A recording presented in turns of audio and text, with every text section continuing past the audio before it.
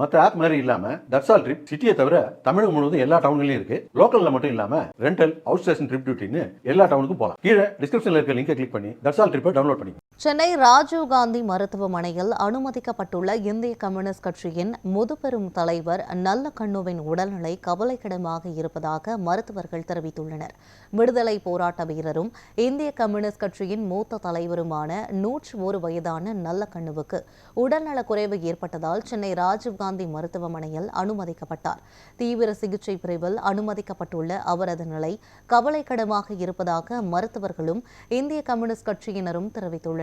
முதலமைச்சர் ஸ்டாலின் மருத்துவமனைக்கு நேரில் சென்று நல்லக்கண்ணுவை பார்த்து அவருக்கு அளிக்கப்பட்டு வரும் சிகிச்சைகள் குறித்து மருத்துவர்களிடம் கேட்டறிந்தார்.